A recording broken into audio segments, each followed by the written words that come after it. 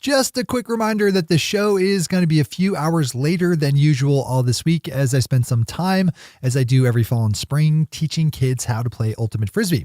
We'll be back to our normal publishing time on Monday. The future of Ultimate Frisbee appreciates your presumed patience. This episode of Marijuana Today Daily is brought to you by our friends over at Ease, California's top one-stop website for legal marijuana delivery. With Ease now active in the Los Angeles area, it's easier than ever to get quality legal cannabis products that meet all Golden State marijuana laws delivered right to your door in about an hour. What a world we live in. Ease is super strict about staying in compliance with all the right laws and extends that same focus to their partner dispensaries. So you know you're always going to get properly tested, labeled, and packaged legal cannabis products when you place your order for delivery through ease.com, which is spelled E-A-Z-E. That's ease.com for all your legal marijuana delivery needs in the state of California. Big thanks to everyone over at Ease for the support. Good morning, Marijuana Nation. It's Tuesday, May 1st, 2018, and you're tuned in to episode 480 of Marijuana Today Daily. I'm your host, Shay Gunther, and I'll be walking you through today's marijuana news and headlines. As always, we have a full and busy day of cannabis news in our hands, so let's jump right into it. Our top story of the day is the news that the Trump administration is making it impossible for businesses in the legal marijuana industry, whether they touch the plant directly or not, to get loans from the U.S. Small Business Administration, or SBA. The new change in policy quietly went into effect early last month and bans any company doing any kind of business with state legal marijuana companies from getting SBA loans. This includes companies selling cultivation equipment, building contractors and architects working on new dispensaries, as well as bookkeepers and accountants. The new rule defines a marijuana business as one that, quote, derived any of its gross revenue from the previous year, or if a startup projects to derive any of its gross revenue for the next year, from sales to direct marijuana businesses of products or services that could be reasonably determined to support the use, growth, enhancement, or other development of marijuana, unquote. Open up CNBC for all the details on this one.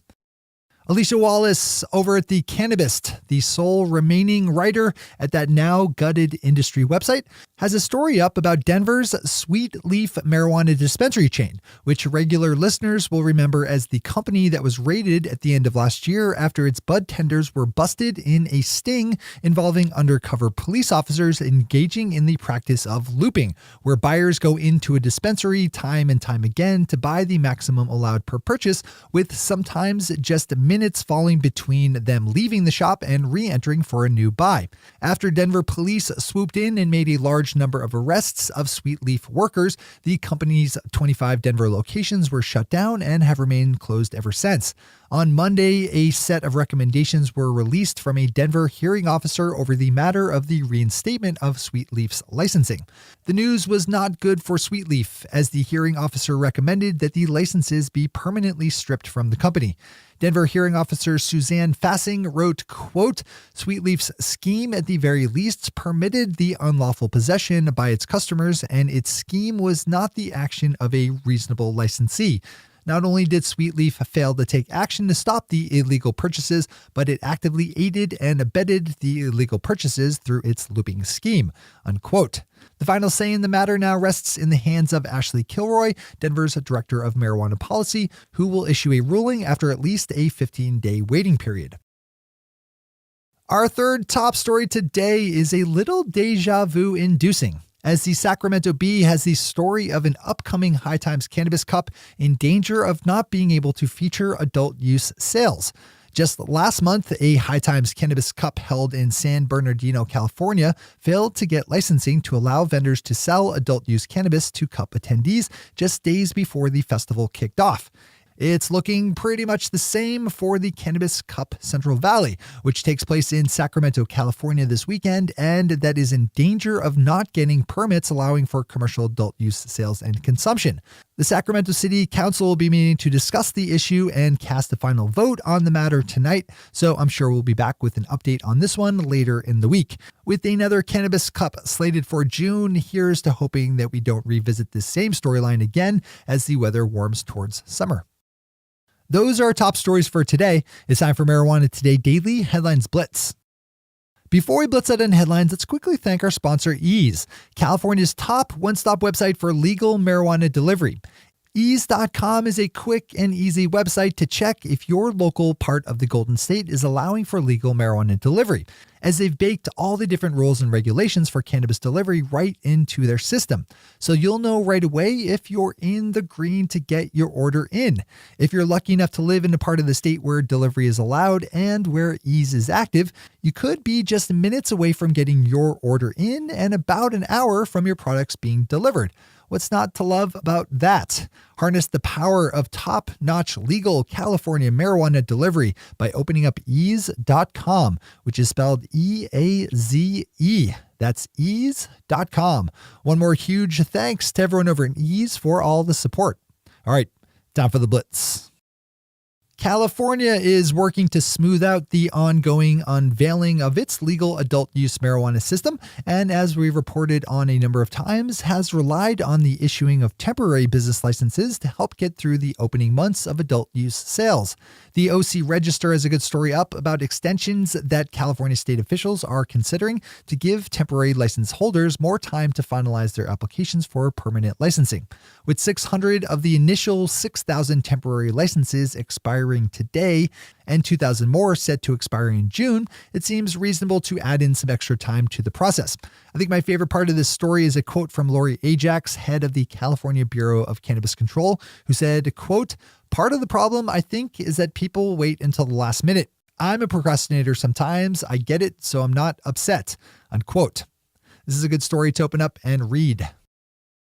Tom Angel over Marijuana Moments picked up on some pro-cannabis comments made by House Minority Leader Nancy Pelosi of California, who said during a press conference last week, quote, "Doctors say, don't tell us how many pills we can prescribe.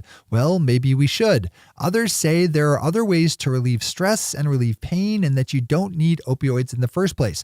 We are too reliant to transition from them. Marijuana, yoga, all kinds of things that are homeopathic but not addictive in this dangerous way," unquote. Vox's Herman Lopez has a fantastic longer form article looking at some of the alternative treatments to medical marijuana for combating the ongoing opioid crisis, which continues to kill an average of 175 Americans every day. I talk a lot about the positive benefits of using medical marijuana for treating opioid addiction, but it's also good to have a handle on all the other ways we can reduce the harms of opioid addiction while also avoiding the traps of believing that medical marijuana can cure the whole thing by itself. Mr. Lopez is one of my favorite writers, so I'd suggest clicking over for the full read. As always, we have all the news we cover linked to on our website at mjtodaydaily.com and on our Twitter account at mjtodaydaily. On Monday, the Alaska State House voted unanimously in favor of a resolution calling on the federal government to rethink the listing of marijuana as a controlled substance.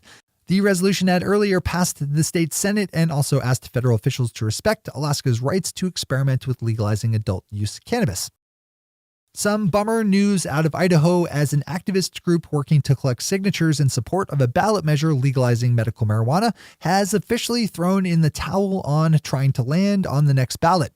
Yesterday was the deadline for submitting at least 56,000 valid signatures in support of ballot measures, and the Idaho Medical Marijuana Association said that while they didn't know exactly how many signatures they had collected, they knew it was not enough to qualify. Marijuana Business Daily's chart of the week shows a nice, healthy rise in the number of registered medical marijuana patients in the state of Montana. Over the last year, the number of registered patients in Montana has grown from just under 13,000 to just under 26,000. As with all their charts of the week, Marijuana Business Daily provides some good background context, so I'd swing over if you're into the Montana scene. Wrapping up today's news, up in Canada, Matt Lamers over at Marijuana Business Daily picked up on the release of a new set of numbers and facts from Statistics Canada about their nation's marijuana industry, legal or otherwise.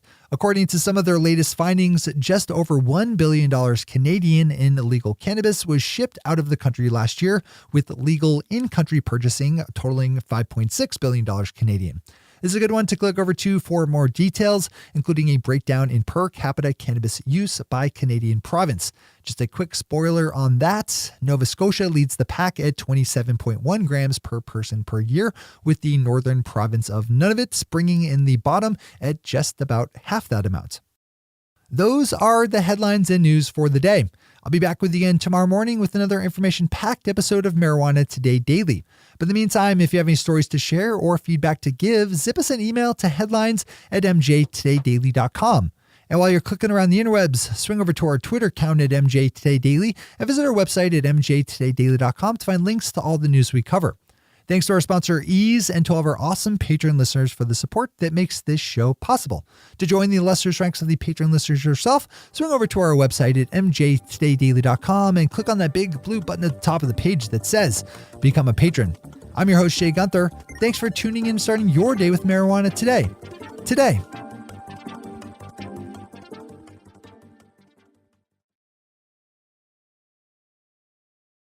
One take, Shay. One take.